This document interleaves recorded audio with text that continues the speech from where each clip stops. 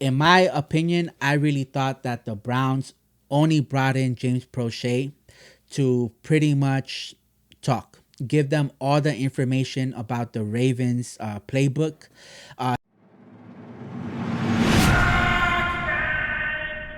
What is going on, Ravens flock? My name is Drastic, and I want to welcome you guys back to another video on my YouTube channel, Flock and Ravens. And on today's video, we're going to be talking about a couple of things going into this week's matchup against the Cleveland Browns. Now, the number one thing I want to talk to you guys about is the Browns signing KENYAN Drake and James Proche to their practice squad.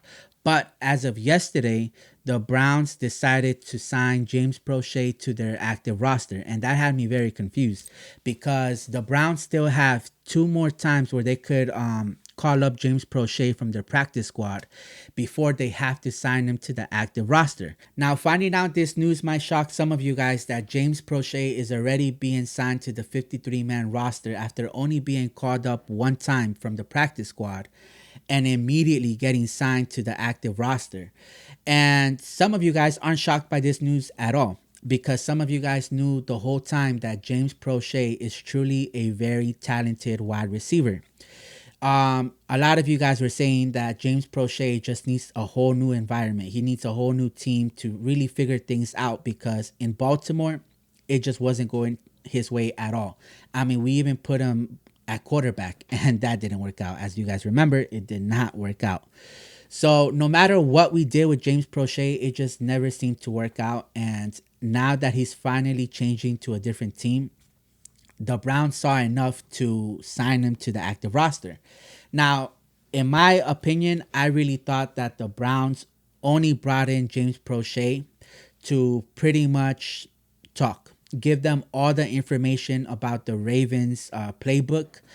Same with KENYAN Drake, right? I think that they only brought him for that and only that. And now that after this game, I thought, they were going to release him, cut him, whatever, and same with KENYAN Drake. But him being signed to the active roster, I think is showing some positive signs in James Proche's performance with the Browns, right? They're seeing something that they like from him. Now, trading away People Jones to the I forgot what team he got traded to, but trading one of their wide receivers away to another team obviously helps James Proche because there is one spot that needs to be filled that he could possibly fill and do very good at, right? Hopefully this is going to be something secure for James Proche going forward because I know a lot of people were rooting for James Proche to have just success in the NFL. I mean, him being in the NFL alone is great success, right? But him staying and being able to remain on a team, that's the end goal that these players have, right? They don't want to just go into a team one time and then that's it. You never hear from them again. And it was kind of looking like that was going to be James Proche's case because he got cut from the Ravens and there really wasn't anyone interested in James Proche. I think there was only one team. I think it was the Giants, if I'm not mistaken. But there weren't too many teams interested in James Proche, so he was kind of just sitting on his couch. And it wasn't until the Browns called him up, put him on the practice squad, and he got his opportunity and he showed out. So shout outs to James Proche for getting his opportunity. And I don't know what's going on with KENYAN Drake. Especially because I think they only have one running back, right? Not Nick Chubb's, Kareem Hunt. So I'm pretty sure the Browns could definitely use KENYAN Drake on their squad in case, worst case scenario, right? If he gets hurt or whatever. But I think they're going to call him up for this game. And then maybe after this game, KENYAN Drake gets let go, gets cut. I don't know what's going to happen there. But at least James Proche's spot is secured. So the next thing I want to talk about going into this game is I know I didn't do a video about our last win against the Seattle Seahawks, but something that I want to definitely talk about is how well these Ravens are protecting the house. All right. This is something that was huge in the 2000 Ravens, right? Where it was very scary to play a game at Baltimore.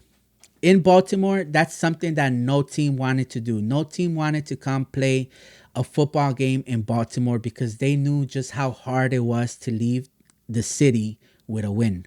It was very hard. It was near impossible. And that's what it means to play like a Raven, where you're able to protect the bank, your house, right? And that's something that after what, like, I would say 2016, you started seeing a decline in that, where you could easily, not easily, but it was a lot easier to get a win in Baltimore than in previous times, right? Previous years. A lot easier. And I mean, at one point, these Ravens, we were getting more success in away games than we were having at home. It is what it is. We got to call it for what it is. All right. That's what it came down to. And as of lately, I mean, bro, like, these Ravens, they are protecting the house. They are protecting the house like never before. Well, not like never before, but they are protecting the house like the early Ravens, like Ray Lewis, Terrell Suggs, all of that. They are protecting the house, especially when it comes to the defense. I mean, bro, you guys are letting like 3 points only, 6 points. That's it. That's all you're giving up when it comes to the defense. So that makes a huge statement. And I think that that's something that we have to do going forward. We have to keep doing this, because if we can continue to protect the house, at home games are pretty much a guarantee win. I just don't see how we can be stopped going into the playoffs, because the way things are going, I honestly feel like we're going to get the number one seed. I feel like we're going to get home advantage, right? And if we're able to dominate that much at home, how do we fail going into the playoffs? Now, unless it becomes the whole situation like it did with the Titans, where we had home advantage. We were at home. We were the clear favorites to win that game, but we didn't do anything. So we cannot stop after the regular season. We have to keep this going even into playoffs, right? I mean, the way our defense is playing, we are literally the bullies of the NFL. We are, because we're barely giving up any points, barely. And just when you think you're building some sort of momentum, here comes Jadeveon Clowney for a sack. Here comes Justin Madubuike, Roquan Smith, Patrick Queen, like Geno Stone picking you off, bro. We kill whatever hope or momentum you think you guys are building. We kill it. We end it. So this defense just playing lights out. They are just playing lights out. And it is something exciting to see, because it just reminds you of the old Ravens, right?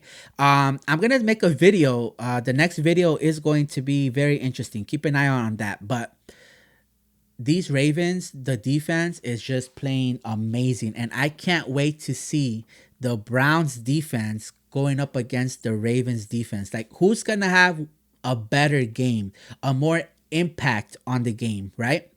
Because at this point, I mean, are the Browns defense still the number one defense in the league? Are the Ravens still like what? I think we were ranked at 3 or 5 at some point. Are we still there? I mean, based on what we're doing, how we're performing, and what we're allowing, the little that we're allowing, I feel like these Ravens are the best in the league right now. Let me know down in the comments, where would you rank our defense as of now? After everything you've seen from our defense, where do you place them? Are we still top 5, top 3, or would you just rank them the number 1 defense in the NFL right now? Let me know down in the comments. Also, let me know, what do you think about the whole James Proche signing with the Browns and KENYAN Drake? Were they brought in to be ops, to spill the beans, to let them know the whole playbook, or were they literally brought in because they felt like they were talented? Let me know down in the comments what you guys think about that. Also, make sure to like and subscribe to the channel. We're almost at 1,000 subscribers. Make sure to hit the subscribe button so that we can hit the 1,000 subscriber mark. And also for y'all to get a chance to win 2 game tickets for next week's game. Thursday night football, Bengals versus Ravens. They're great seats. I'm going to be giving away 2 game tickets to that game. All right, make sure to like and subscribe to the channel. And with that, I'm going to see y'all in the next video.